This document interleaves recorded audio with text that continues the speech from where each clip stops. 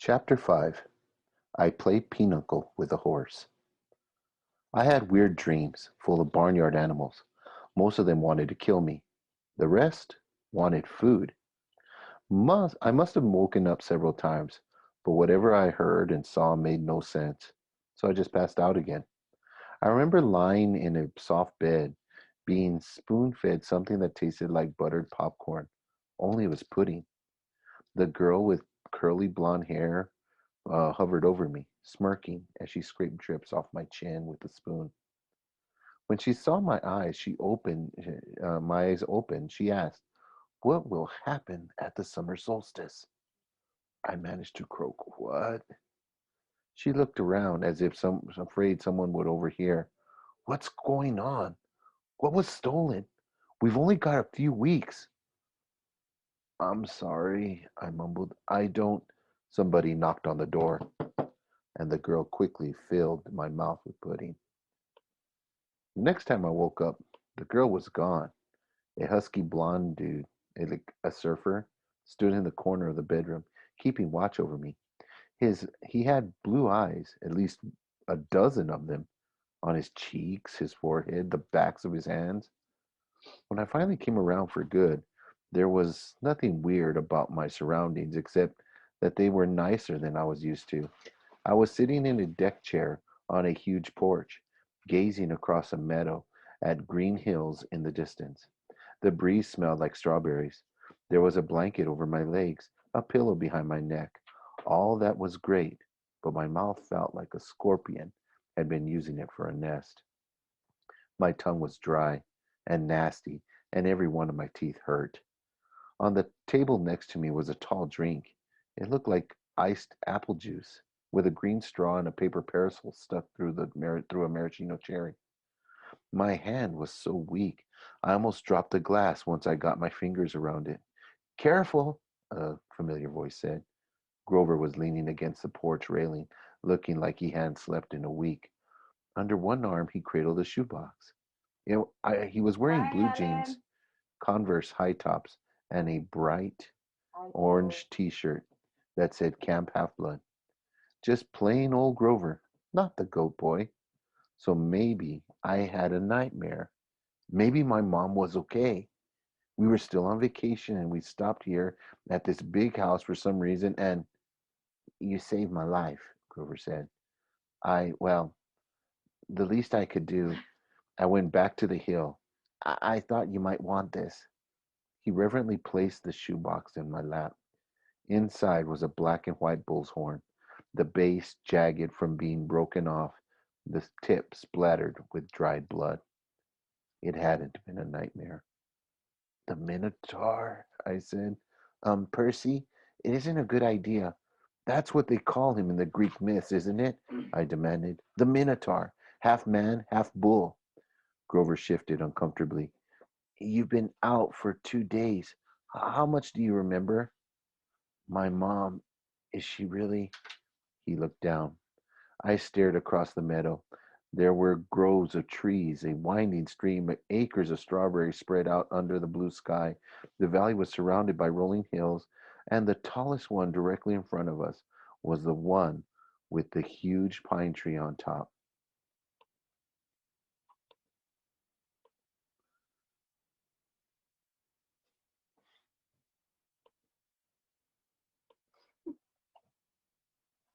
Oh, My mother was gone. The whole world should be black and cold. Nothing should look beautiful. "I'm sorry," Grover sniffled. "I'm a failure. I'm I'm the worst satyr in the world," he moaned, stomping his foot so hard it came off. I mean the Converse high top came off. The the inside hip. was filled with styrofoam, except for a hoof-shaped hole. "Oh, sticks," he mumbled. Thunder rolled across the clear sky. As he struggled to get his hoof back in the foot, I thought, well, that settles it. Grover was a satyr. I was ready to bet that if I shaved his curly brown hair, I'd find tiny horns on his head. But I was too miserable to care that satyrs existed, even minotaurs. All that meant was my mom really had been squeezed into nothingness, dissolved into yellow light. I was alone, an orphan. I would have to live with smelly Gabe? No, that would never happen. I would live in the streets first. I would pretend I was 17 and join the army. I'd do something. Grover was still sniffling. The poor kid, poor goat, satyr, whatever, looked as if he expected to be hit. I said, "It wasn't your fault." "Yes, it was. I We was lost supposed to someone. I protect don't know you." who it was. "Did my mother ask you to protect me?" No, but I mean, who was "No, there? but that's my job. I'm a Mia was keeper. At there. least I was." "But why?" I suddenly felt dizzy, my vision swimming. "Don't strain yourself," Grover said. Was it "Here." Caitlin? He helped me hold my glass No, there's and put the Caitlin. straw to my lips. I recoiled at the taste because I was expecting apple juice. It wasn't all that. Hi, It Caitlin. wasn't that at all. It was chocolate chip cookies, liquid cookies, and not just any cookies. My mom's homemade blue chocolate chip cookies, buttery and hot, with the chips still melting. Drinking it, my whole body felt warm and good, full of energy. My grief didn't go away, but I felt as if my mom had just brushed her hand against my cheek, given me a cookie the way she used to when I was small, and told me everything was going to be okay. Before I knew it, I drained the glass. I stared into it, sure I had just had a warm drink, but the ice cubes hadn't even melted. "Was it good?" Grover asked. I nodded. "What did it taste like?" He sounded so wistful I felt guilty. "Sorry," I said. "I should have let you taste." His eyes got wide. "No, that's not what I meant. I just wondered." "Chocolate chip cookies," I said. "My mom's, homemade." He sighed. "And how do you feel?" "Like I could throw Nancy Boba Fett 100 yards." "That's good," he said. "That's good. I don't think you could risk drinking any more of that stuff." "Oh, what do you mean?" He took the empty glass from me gingerly, as if it were dynamite, and he set it back on the table. "Come on. Chiron and Mr. D are waiting." The porch wrapped all the way around the farmhouse. My legs felt wobbly, trying to walk that far. Grover offered to carry the Minotaur horn, but I held on to it. I paid for that souvenir the hard way. I wasn't going to let it go. As we came around the opposite end of the house, I caught my breath. We must have been in the north shore of Long Island because on this side of the house the valley marched all the way up to the water, which glittered about a mile in the distance. Between here and there I simply couldn't process everything I was seeing. The landscape was dotted with buildings that looked like ancient Greek architecture. An open air pavilion, an amphitheater, a circular arena, except that they all looked brand new, their white marble columns sparkling in the sun. In the nearby sandpit, a dozen high school age kids and satyrs played volleyball. Canoes glided across a small lake. Kids in bright orange t shirts like Grover's were chasing each other around a cluster of cabins nestled in the woods. Some shot targets at an archery range, others rode horses down a wooded trail, and unless I was hallucinating, some of their horses had wings. Down at the end of the porch, two men sat across from each other at a card table. The blonde-haired girl who'd spoon-fed me popcorn-flavored pudding was leaning on the porch rail next to them. The man facing me was small but porky. He had a red nose, big watery eyes, and curly hair so black it was almost purple. He looked like those paintings of baby angels. What do they call them? Hubbubs? No, cherubs. That's it. He looked like a cherub who turned middle-aged in a trailer park. He wore a tiger pattern Hawaiian shirt, and he would have fit right in at one of Gabe's poker parties. Except I got the feeling this guy could have outgambled even my stepfather. "That's Mr. D," Grover murmured to me. "He's the camp director. Be polite. The girl, that's Annabeth Chase. She's just a camper, but she's been here longer than just about anybody. And you already know Chiron." He pointed at the guy whose back was to me. First, I realized he was sitting in the wheelchair. First, I realized he was sitting in the wheelchair. When I recognized the tweed jacket, the thinning brown hair, then I recognized the tweed jacket and the thinning brown hair, the scraggly beard. Mr. Brunner? I cried. The Latin teacher turned and smiled at me. His eyes had this mischievous glint they sometimes got in class when he pulled a pop quiz and made all the multiple choice answers B. Ah, good, Percy, he said. Now we have four for Pinochle. He offered me a chair to the right of Mr. D, who looked at me with the bloodshot eyes and heaved a heavy sigh. Oh, I suppose I must say it. Welcome to Camp Half Blood. There. Now don't expect me to be glad to see you. Uh, thanks.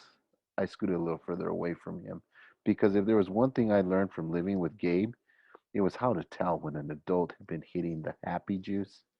If Mr. D was a stranger to alcohol, I was a satyr. Annabeth, and Mr. Brunner called to the blonde girl. She came forward and Mr. Brunner introduced us. This young lady nursed you back to health, Percy. Annabeth, my dear, why don't you go check on Percy's bunk? We'll be putting him in cabin 11 for now. Annabeth said, sure, Chiron. She was probably my age, maybe a couple of inches taller, and a whole lot more athletic looking. With her deep tan and curly blonde hair, she was almost exactly what I thought a stereotypical California girl would look like, except her eyes ruined the image. They were startling gray, like storm clouds, pretty but intimidating too, as if she were analyzing the best way to take me down in a fight. She glanced at the Minotaur horn in my hand and then back at me. I imagined she was going to say, you killed a Minotaur? Or, wow, you're so awesome, or something like that. Instead, she said, you drool when you sleep. Then she sprinted off down the lawn, her blonde hair flying behind her.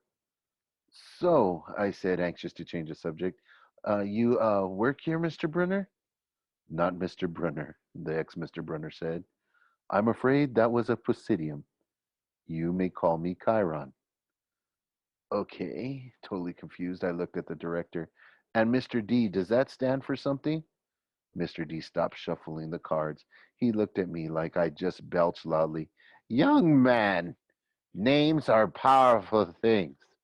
You don't just go around using them for no reason. Oh, right. Sorry. I must say, Percy, Chiron Brunner broke in, I'm glad to see you alive. It's been a long time since I made a house call to a potential camper I'd hate to a potential camper. I'd hate to think I wasted my time. House call?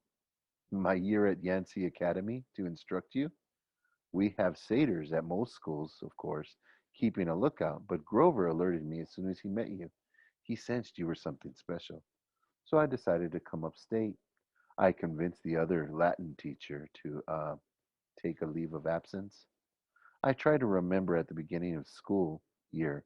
It seemed like so long ago, but I did have a fuzzy memory that there being another Latin teacher my first week at Yancey. Then, without explanation, he disappeared and Mr. Brunner had taken the class. You came to Yancey just to teach me? I asked.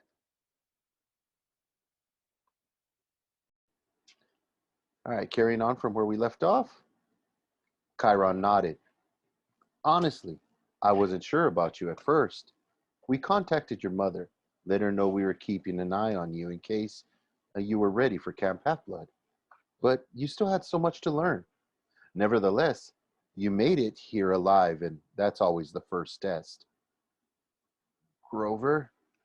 Grover, Mr. D said impatiently. Are you playing or not? Yes, sir. Yes, sir, trembled Grover as he took the fourth chair, though I didn't know why he should be so afraid of a pudgy little man in a tiger print Hawaiian shirt. Do you know how to play Pinochle? Mr. D eyed me with surprise suspiciously. I'm afraid not, I said. I'm afraid not, sir, he said. Sir, I repeated. I was liking the camp director less and less. Well, he told me, it is, along with gladiator fighting and Pac-Man. One of the greatest games ever invented by humans. I would expect all civilized young men to know the rules. I'm sure the boy can learn, Chiron said. Please, I said, what is this place? What am I doing here? Mr. Chiron, why would you go to Yancey Academy just to teach me? Mr. D snorted. I asked myself the same question. The camp director dealt the cards. Grover flinched every time one landed in his pile. Chiron smiled at me sympathetically, the way he used to in Latin class, as if to let me know that no matter what my average was, I was his star student. He expected me to have the right answer. Percy, he said, did your mother tell you nothing? She said, I remember her, sad eyes looking out over the sea. She told me she was afraid to send me here, even though my father wanted her to. She said that once I was here, I probably couldn't leave. She wanted to keep me close to her. Typical, Mr. D said. That's how they usually get killed. Young man, are you bidding or not? What? I asked. He explained impatiently how you bid in Pinochle. So I did. I'm afraid there's too much to tell, Chiron said. I'm afraid our usual orientation film won't be sufficient. Orientation film? I asked. No, Chiron decided. Well, Percy, you know your friend Grover is a satyr. You know, he pointed to the horn in the shoebox, that you have killed the Minotaur. No small feat either, lad. What you may not know is the great powers are at work in your life. Gods, the forces you call the Greek gods, are very much alive. I stared at the others around the table. I waited for somebody to yell, not! But all I got was Mr. D yelling, oh, a royal marriage, tick, tick. And he cackled as he tallied up his points. Mr. D, Grover said timidly, if you're not going to eat it, could I have your Diet Coke can? Huh? Oh, all right. Grover bit a huge shard of the empty aluminum can and chewed it mournfully. Wait, I told Chiron.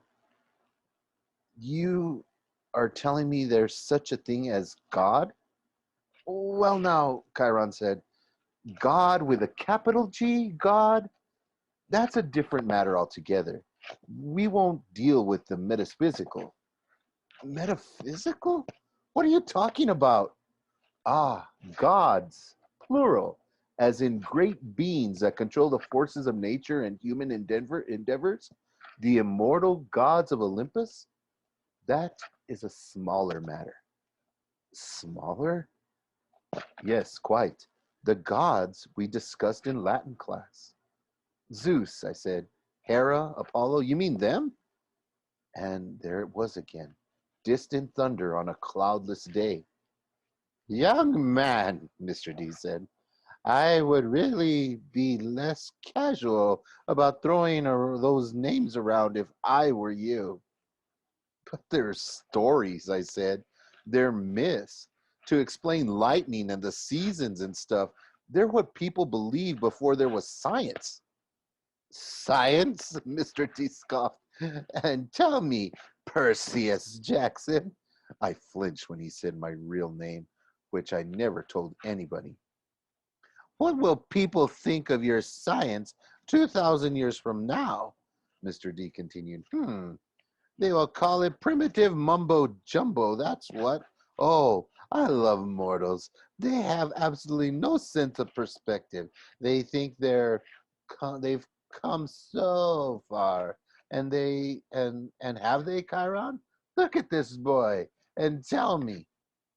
I wasn't liking Mr. D much, but there was something about the way he called me mortal, as if he wasn't.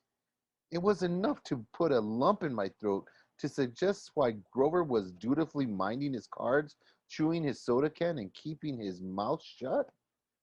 Percy, Chiron said, you may choose to believe or not, but the fact is that the immortals that immortal means immortal. Can you imagine that for a moment, never dying, never fading, existing just like you are for all time? I was about to answer off the top of my head that it sounded like a pretty good deal, but the tone of Chiron's voice made me hesitate. You mean whether people believed in you or not? I said. Exactly, Chiron agreed.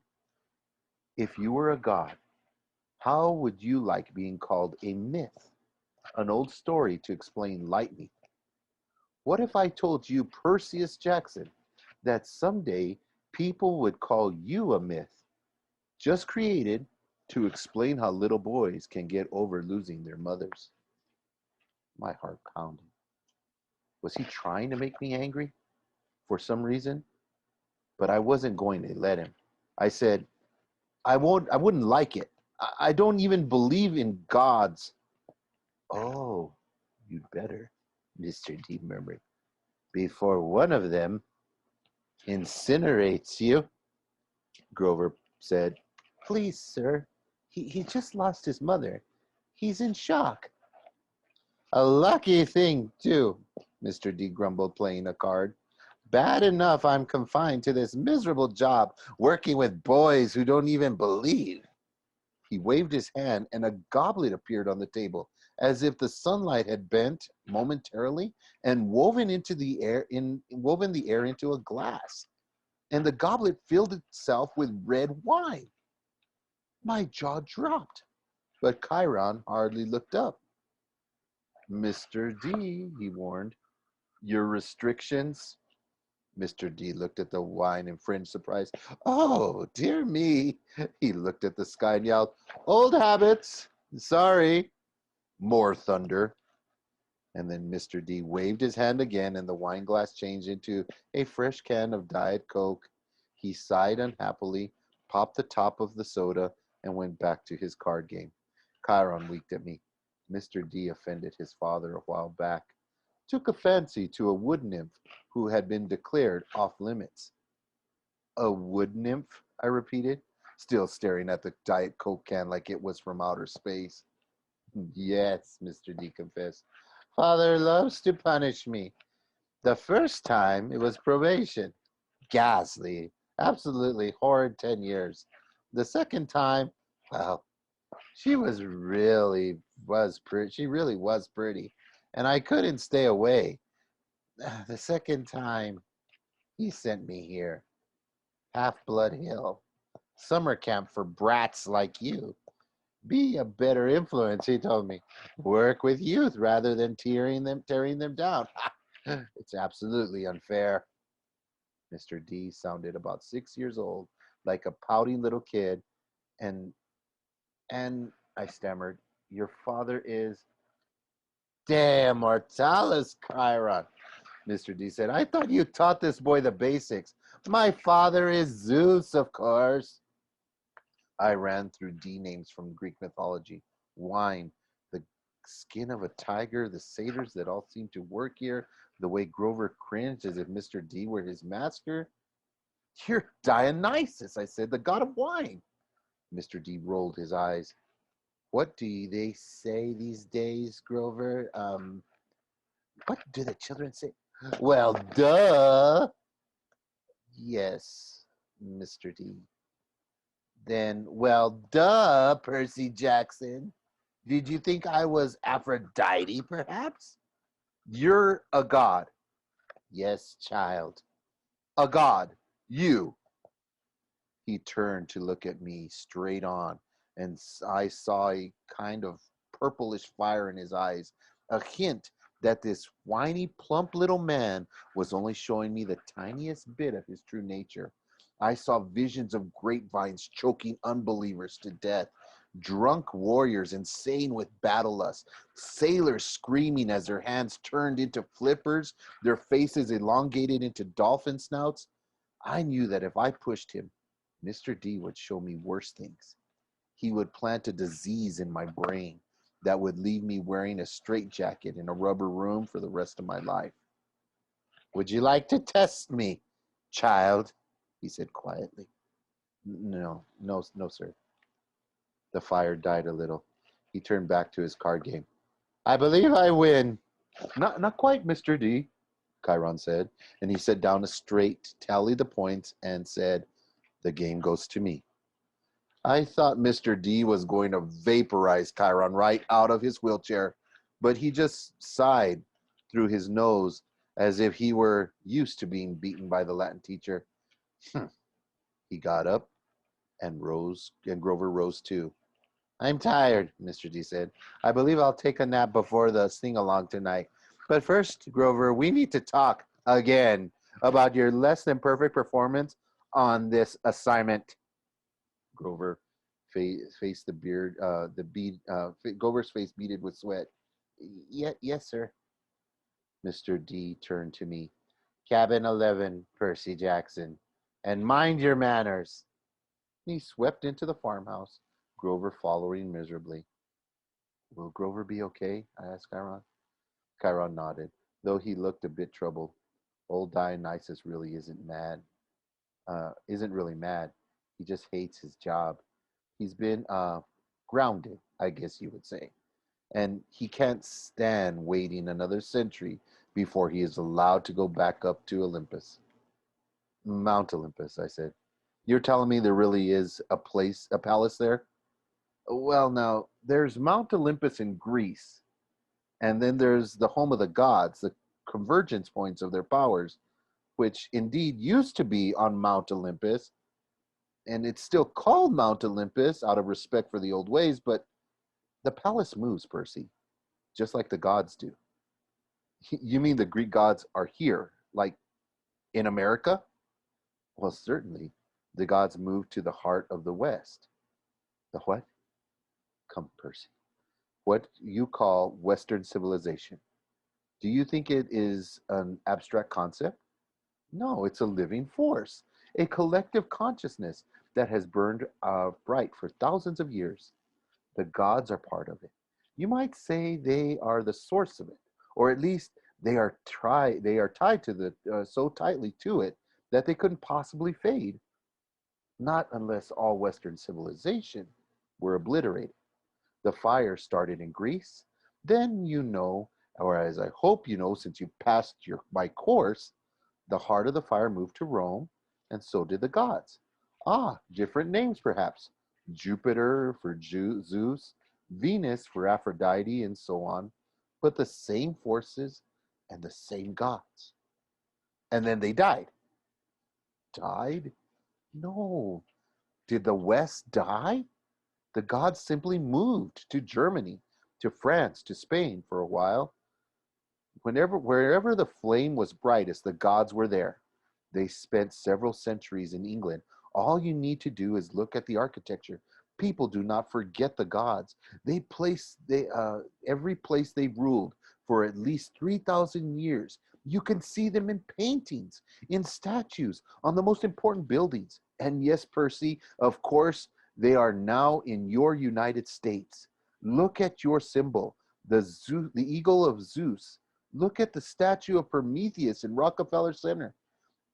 The Greek facades in your government buildings in Washington.